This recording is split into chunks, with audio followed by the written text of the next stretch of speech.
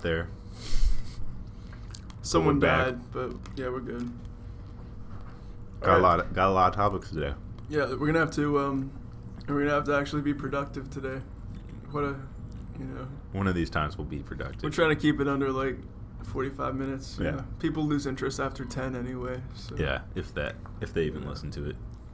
Yeah, if you don't listen to it, you're missing out. And you're not gonna hear what I have to say to you. So. Which is the most important part.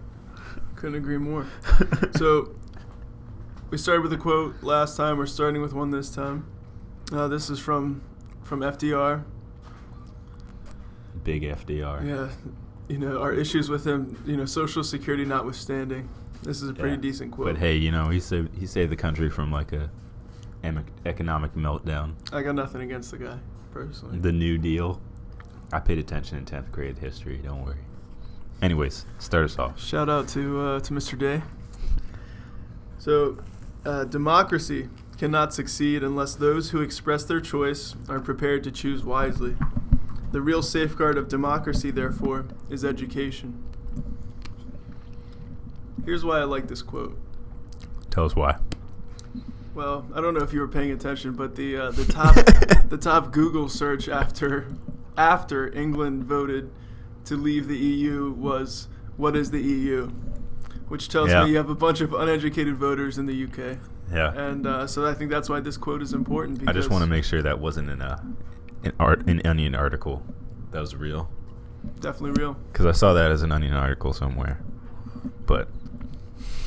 No, you saw it probably from a website called www.nottheonion. I do follow that subreddit, yes. So there are stories that seem like they should be false, but they're actually. Oh, you know what is another good one is Florida Man. Have you heard of that?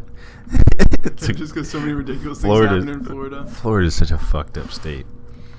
Yeah. But anyways. Apologies if you're from Florida. Yeah.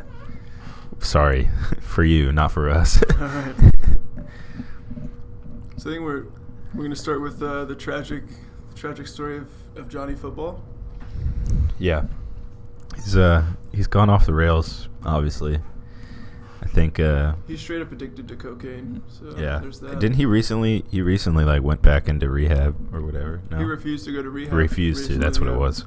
And his father is not too happy about it. There was some terrible quote. I'm going to find it here from his dad, saying basically like he's a druggie. I'll find the quote here because so his dad basically said, I hope he goes to jail.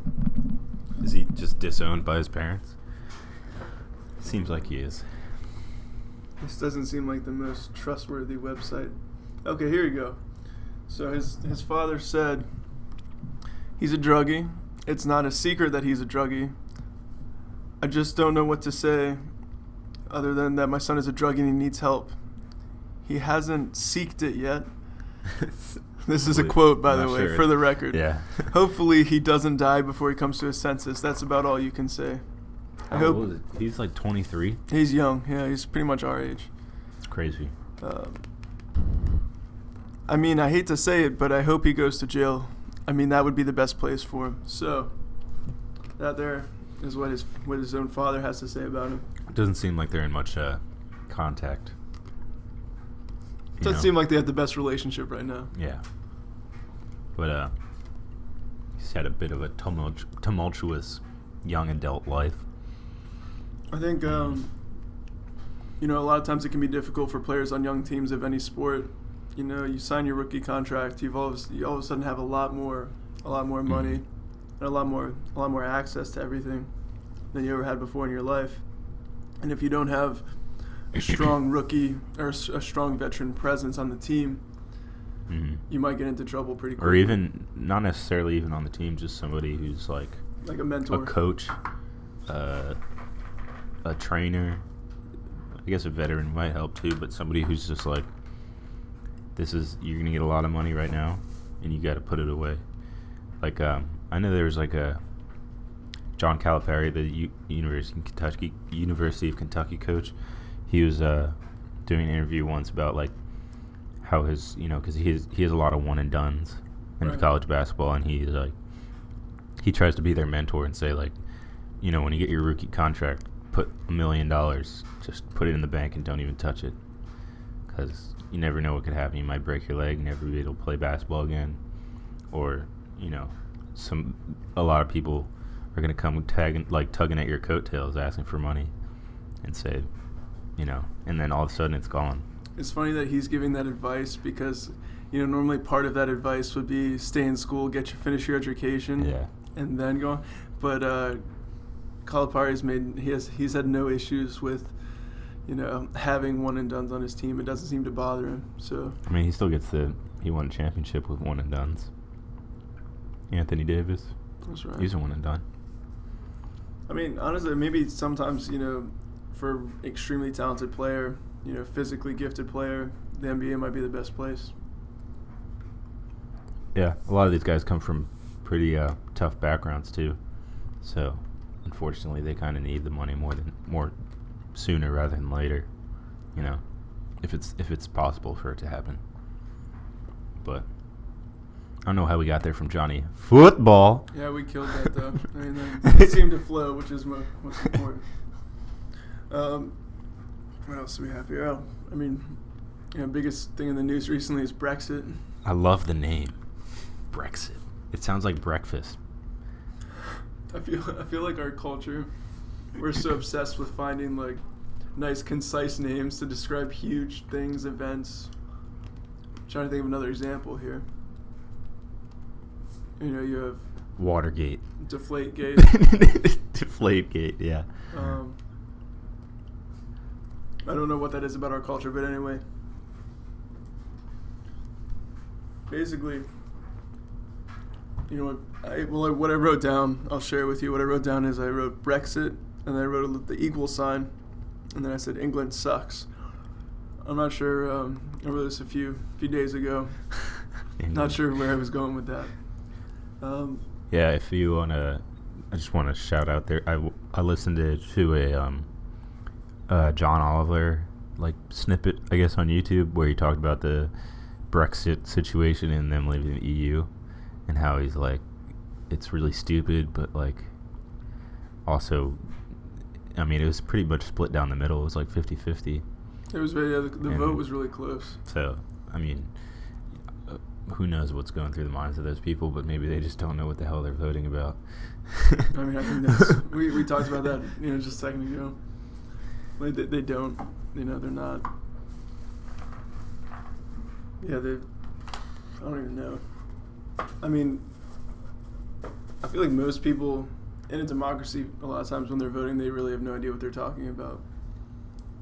Which kind of says yeah, but that's the beauty, isn't it? Everybody gets a vote. Which, I don't know. I guess it's easier than saying only some people get a vote, because then it's, racist or classist or whatever, sexist. But, yeah, I mean, the ideal democracy is none of those. Yeah. It's Who said that? Who said that? Was that John Adams? He's one of the authors of the Constitution, was he not? Mm-hmm. And he said, people were asking what kind of government did you give us, and he said, democracy, because it's I forget, it's all the others are just as bad or something like that. Or it's the worst form of government except for all the others. I think that was the... I actually like that quote a lot.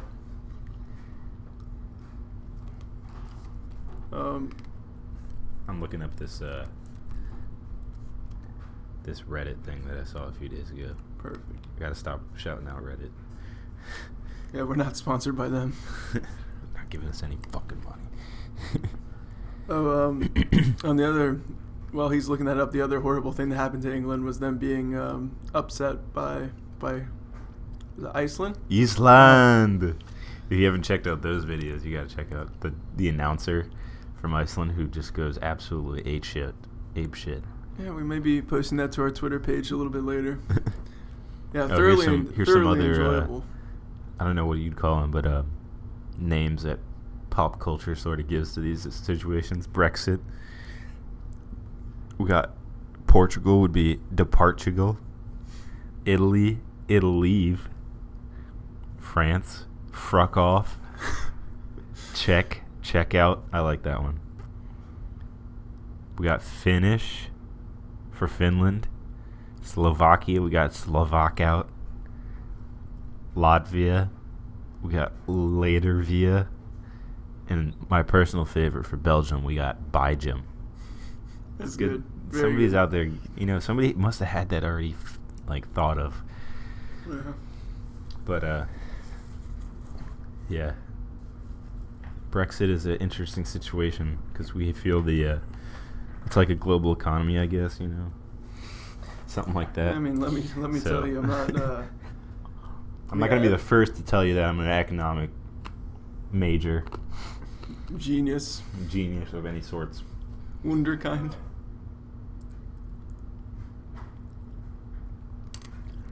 But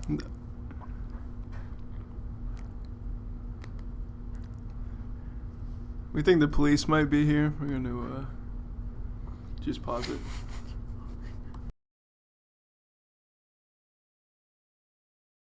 Some small investments in Friday. I guess the vote was Friday. Or vote was Thursday. Yeah.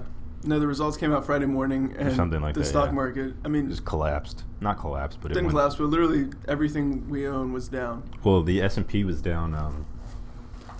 It was down to the lowest it's been, or lowest it's opened since the 80s. 86. Yeah. It's pretty insane. But, those things always happen, I guess, sometimes. When something globally happens like that. And it always bounces back or stabilizes.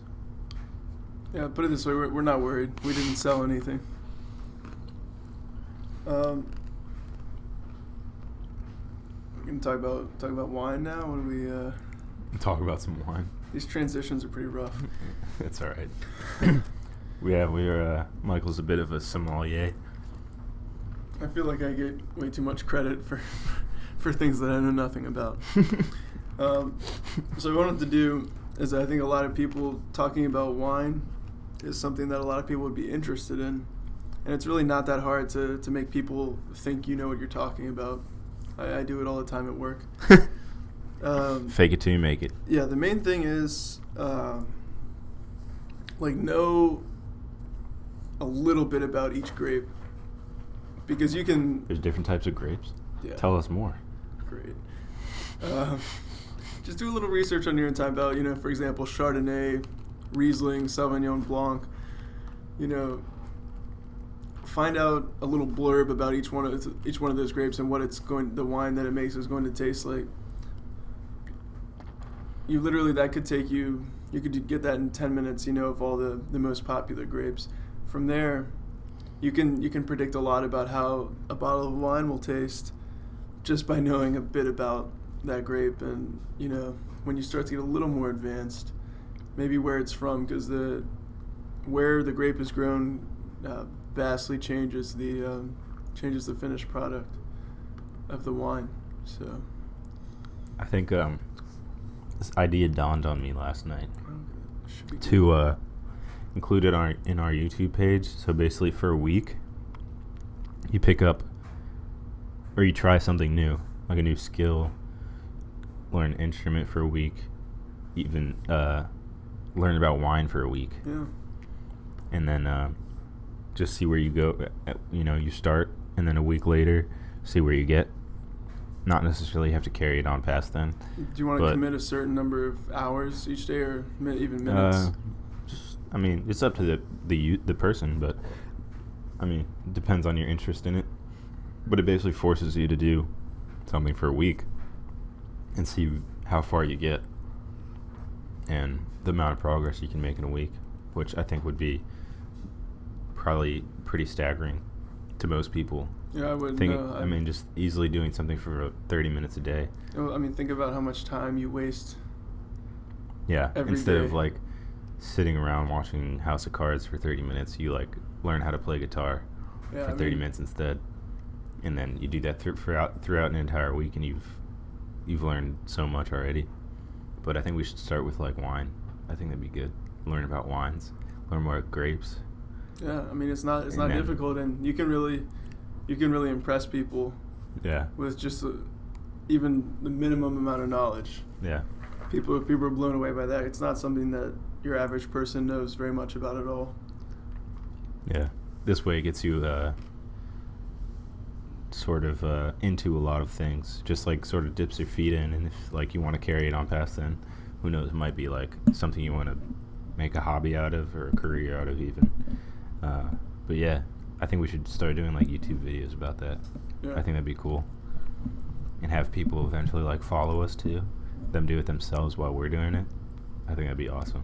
Or just have to make sure we pick interesting skills or whatever every week. I like that idea. Yeah. Most things would be probably interesting, like learning how to build a cabinet for a week or some shit. Might take a little longer than a week. I can't believe they did that shit. But, so look for that on the YouTube page. Yeah, be ready. I think what we have next is the Aziz Ansari piece. Yeah, this is good. If you want to check it out, it's on, it was Wall Street Journal, right? Yep. Nope, just kidding, New York Times. New York Times, sorry. Excuse me. And it was published on the 24th if you're looking for it. Yeah. But it's what am I talking about here? Lost my train of thought. We'll summarize the article. Aziz Ansari. Okay. Yeah. So he wrote this opinion article in New York Times on June 24th, and it's called "Why Trump Makes Me Scared for My Family." It's a pretty interesting article. It sort of stems from where his parents came from, how they came to the U.S. and sort of built their own life, built a better life than they might have had in their home country, and how sort of Aziz came to live in the U.S. as a natural-born citizen, mm-hmm. and how he sort of, even though he's as American as anybody else born here, that he was still sort of marginalized because of his heritage, just like any minority.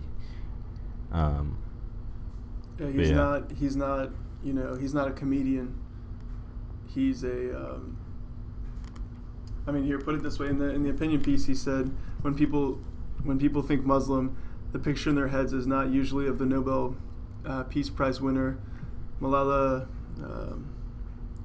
The other name is Kareem Abdul-Jabbar. Malala Yousafzai. Yousafzai? That was good looks there. Thank you. She's I know she's the she wrote a book, 3 Cups of Tea. Or no, I Am Malala or something, and she's from Pakistan. But she wrote a book about I guess like women and children in Pakistan or West Asian, Middle Eastern culture. Have you read the book? I haven't, but she's youngest ever Nobel Prize laureate. How old is she? 18. Yeah. What did you get done in 18 years? Nothing. Yeah, nothing. Just a lot of weed. The point. Anyways. The point of what he's saying here is, though, that's not what people think when they hear Muslim. When they hear Muslim, they think, a terrorist on TV.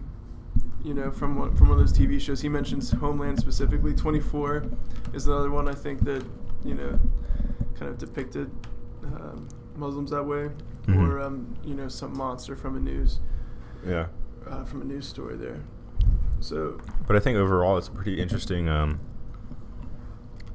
personal take on like what's recently happening in the news, and sort of how there's been more of a backlash towards Muslim Americans because certain crazy people like go crazy, and they take out or conduct these horrible attacks, like in Orlando or in California. Right. And it's unfortunate because some people are we have the tendency to like lump people together, just like we did I don't like drawing those comparisons, but I guess like in the 60s, I guess maybe during the civil rights era, that sometimes there was like, or there's a stigma attached to like, if one person does something bad, then the whole group is bad now. Right. Or that's been going on for. Yeah. It's been going on since like the beginning of time. I mean, Shakespeare was anti-Semitic. It's not anything that's new. It just sort of evolves and changes over time. I don't think it's definitely not right. It's not. Yeah. It's unfortunate because I'm not sure like that it will ever stop. Yeah, there's going to be a new group of people. Would you go as far to say it's like it's human nature at that point? Because we always sort of want to like single out people. I think it's kind of more of a hive mentality. Mm-hmm. All these other people hate Muslims right now. Why should I go against the grain?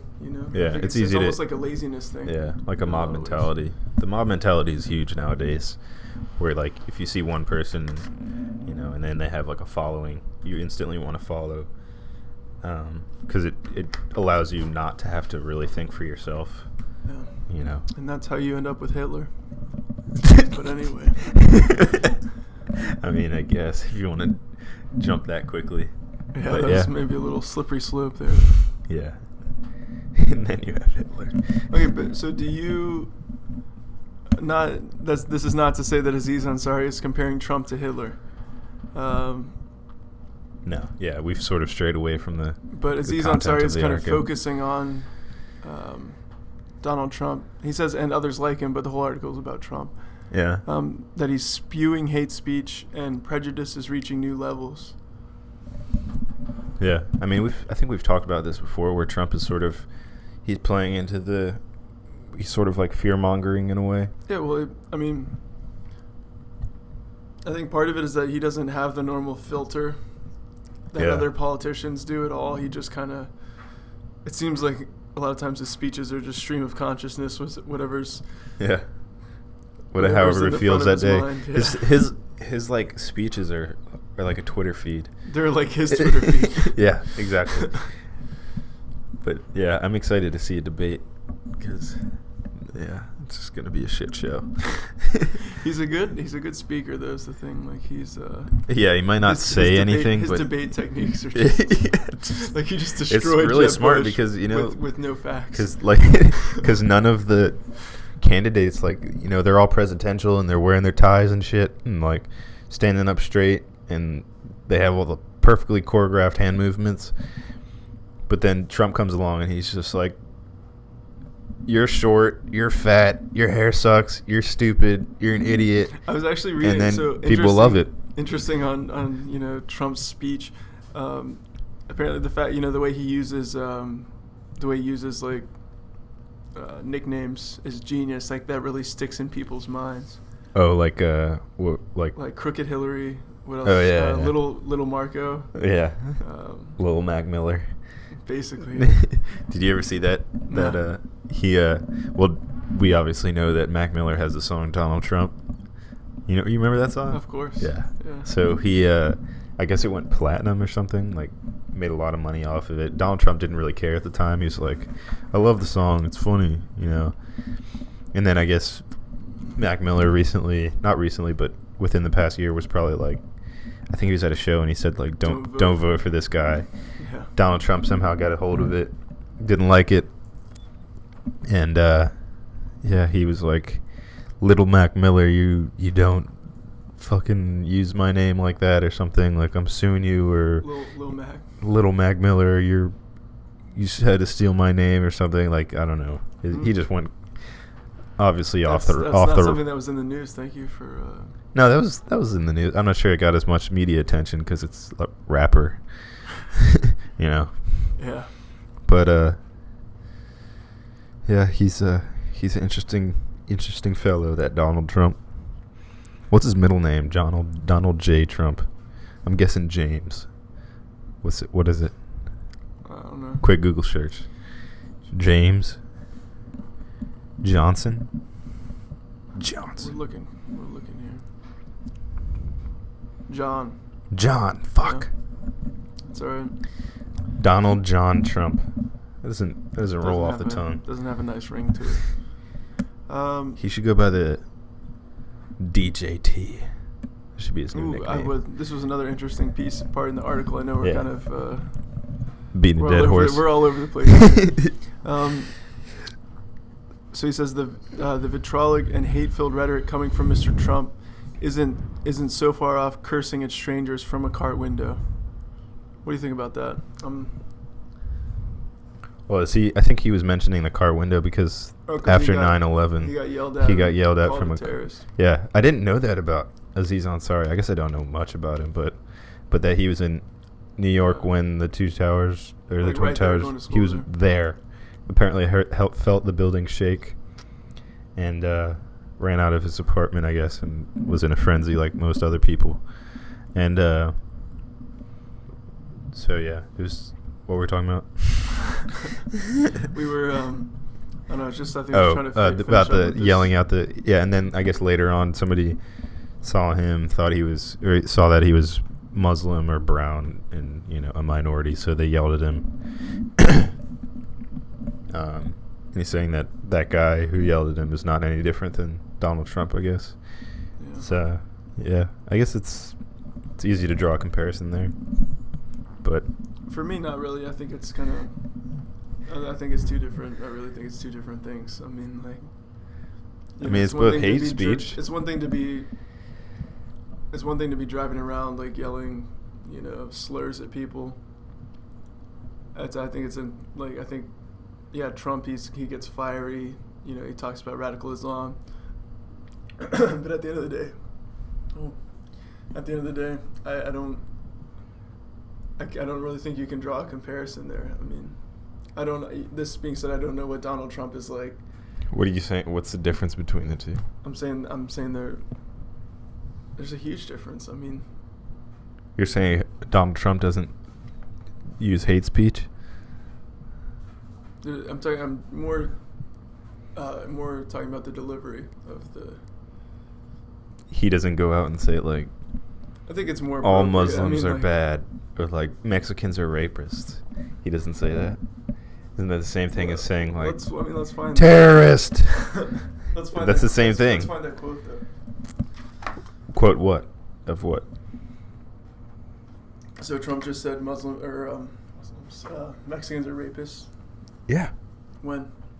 And they bring drugs into our country. Don't you remember this? I mean, I remember the drugs in the country part, and that's true. All right. Well, okay. We're gonna have to go here now. I'm looking it up.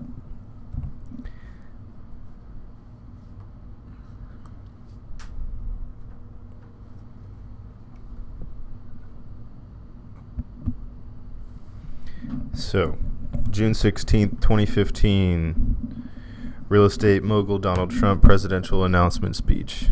When Mexico sends its people, quote, when Mexico sends its people, they're not sending their best. They're not sending you. They're not sending you. They're sending people that have lots of problems, and they're bringing those problems with us. They're bringing drugs. They're bringing crime. They're rapists, and some, I assume, are good people. That was his presidential announcement speech. Yeah, but think about the context of that whole quote. He said they're rapists. It's from the Washington He's Post. talking specifically about the ones that come over here, across the border. He's not talking about he's not talking about the whole country and all of his people as a whole. So he's saying all the ones that come over here. Yeah, he's describing that group of people that as come across rapists. the border. Some of them, yeah. I mean, I'm sure there are some rapists that come across the border. Yeah, but doesn't mean they're all rapists. Yeah, sure. I think there's probably far more percentage of what's the logical fallacy he's using here? He's straw man. He's exaggerating. I mean, there's hyperbole. There's some hyperbole there, but he's not talking about a whole group of people in the way that Aziz Ansari is saying is when people yell terrorists at a person, or a Muslim, or a person that looks Muslim, they're talking about all Muslims. They think They're not talking about all Muslims? No, they are. They are? I think that's the point he's making. At least that's what I get from it. Okay, but I mean, it's still basically the same hate speech, though. I mean, it's just just because he says, it's not really like a constructive argument to say they're bringing drugs, they're bringing crime, they're rapists, and then at the end be like, well, there's some good. I mean, yeah, he's covering his ass there. Yeah, but at the same time, I mean, if a criminal comes over the border, I'm gonna call them a criminal. I don't care if they're Mexican, whatever. They could be Canadian. Yeah. If you're a criminal and you cross the border, you're a criminal, and I have no problem with someone calling you that. Yeah, I guess the problem was just generalization. Hasty generalization. Yeah. All right. But I mean, we're all prone to do that, I guess. The people that are saying it are more in the limelight. Yeah. So to speak. He gets a lot of media. He's smart, though. He's using it to his advantage in some way. He obviously wouldn't have gotten this far. He's the Republican nominee, so... Well, no, is it presumptive, yes. So Isn't it an open convention or something? No? He got the required number of... Yeah, but I mean, doesn't that not mean, don't they still have to vote him in or something? I would have to check. I'm not up to date on my GOP politics. I haven't finished House of Cards, so I don't know what's going on either. So. Well, that's a Democratic Party. True. Or whatever. That's where Francis J. Underwood is from. He's a Dixiecrat. Was that a line from the show? No, he's a Dixiecrat. It's like a middle-of-the-road liberal, but can still cross the aisle on some issues. Yeah. Gotcha. Slightly conservative tendencies. So I'm going to finish. I brought this up with Daniel right before we started recording. I feel like Aziz really took a quote from Trump out of context and just kind of really used it to his own advantage here at the end of the article. I just think it was kind of I think he could have ended it more strongly than he did. Like if he was going to do this, in my opinion, he should have done it in the middle of the article somewhere, because I really feel like to be honest with you, actually, I think his second to last paragraph should have been his last paragraph, because I think that would have been a good way to close. Are you looking at it right now? Yeah. But he also... Okay, sorry. Go ahead. I was just going to say, if you read the whole tweet from Trump, I'm not gonna read it for you. He's saying that it looks like Trump was celebrating after the attack, and I completely... If you read the entire tweet, I think you would disagree. I know I do. But I mean, he does start with the disclaimer, began a tweet with these words, but that's, people won't pick up on that. People aren't going to go to the they're tweet. They're going to say, oh my God, either they're going to say he's Trump celebrated it, or Aziz Ansari is taking it out of context. But I mean, he's doing the same thing as Trump does sometimes, is that he covers his own ass by saying began a tweet, so he can't be liable for saying, "Oh, you took this out of context." Sure, No. Let's began. be fair. It's it's an opinion piece. Yeah. So he's entitled to his opinion, but I feel like we covered it pretty well. We analyzed the living hell out of that. Yeah, and or something. He's also got Master of None. If you ever seen that show, never taken a look. It's good. Stand up? No, it's a TV. It's like a Netflix series. Season 1's up. I think they're taping season 2. It should be coming out pretty soon. But it's good. It's a good show. Give that a look. All right, where that brings us to the Olympics, I think is what I had next. Olympics. And if you're not pumped for the Olympics, then you're not American. Yeah, we got how many weeks? Like 2 months maybe? Yeah, a month or two. Let's see. But yeah, the Olympics are going to be a bit of a shit show. Basically, one of the main roads into. I was reading one of the main roads into where the opening ceremonies are. There's literally just open gunfights on that road every day, and the traffic is always backed up because someone's shooting at each other, which really says a lot about the country. So what events are you most excited for? I'm excited for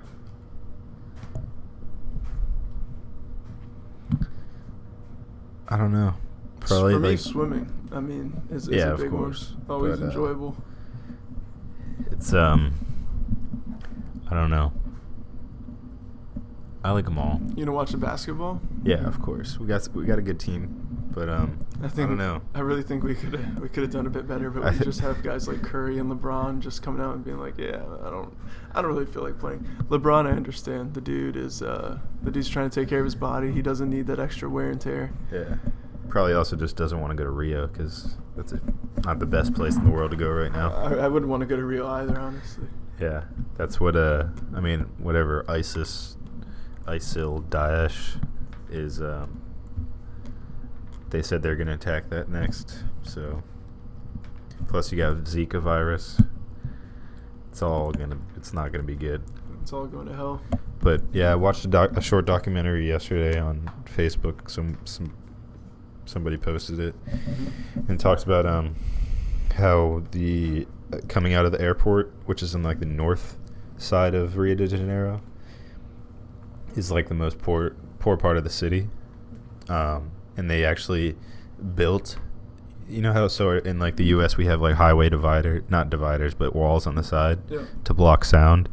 Well, they built those in I guess the main road out of the airport, main highways in Rio, and to block the sound, quote unquote, but it's really to block people from seeing the poor people in the favelas and whatnot. But yeah, Rio's a messed up city because they're displacing so many people. Probably a lot of people are dying and have no place to live now because the government is trying to build all these places, or have built them, and have to push all these poor people out and just like shipping them off to God knows where. But no, it's kind of a shame that you'd think the Olympics would do positive things in where they're hosted. Well, that's what it's supposed to do. It's not always the case. Yeah. But I think that's like one of the main goals of the Olympics is it's supposed to bring economic surplus to the city or country. Prosperity, yeah. Yeah, and most of the time, if it's like a poor country, it usually doesn't happen that way. But I think Brazil just recently like impeached their president for like, or not, suspended her for like 180 days past the Olympics. I don't even. You didn't know like that? You're disciplining a president. What? Suspending her? Well, I mean, she's pretty corrupt, so they got to do something. But I think it's a period for them to figure out whether or not they want to impeach her. But, I mean, the World Cup was there recently, and there's a lot of riots in the street and whatnot. I'm guessing there's going to be more riots. It's going to be interesting to see. There's a lot of, I think it's going to really bring a lot of social and economic issues to the news. So, did you hear rugby was included? Rugby's there now? I think golf is included now, isn't it? Got the list here. Yeah, golf's there. Oh, and windsurfing has been replaced by kite surfing. What's the difference? Oh, hold up. Just kidding. That decision was reversed in November. It's pretty close. Cutting a little close to the deadline. Now, can you imagine all these windsurfers trying to switch over to kite surfing, then having to go back? Sure, that's confusing. Kite surfing's pretty cool. Yeah. I'm not really sure what windsurfing is. I think that's the thing with the yacht-looking sailboat. It's a small thing still, but it's like it's attached to the thing. Yeah. Yeah. Okay. Is surfing included? I think there's surfing in there. Sweet. There's got to be surfing in Rio. I'm not seeing surfing. Yeah. Yeah. Son of But Olympics are a fun time if they get it right, because then you just sit on the couch for like 12 straight hours and you just watch fucking sports that you would never usually watch. That's the American dream right there. You come home from work, and then you're up till 3 a.m. watching like Olympic weightlifting. Yeah. I love how into it Americans get, especially like think about the World Cup, like for 3 weeks or a month or 2 weeks or whatever, how long it is. Yeah.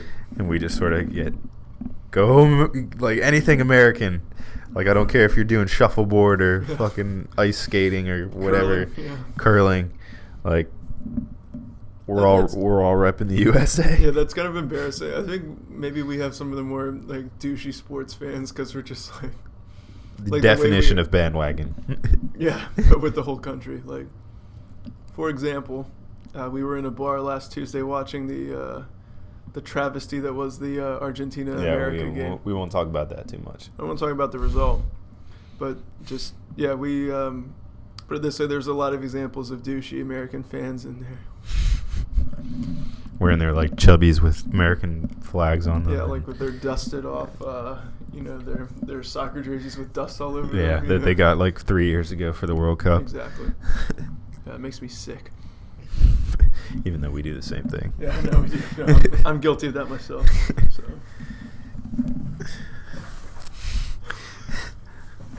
All right, time to wrap it up, I think.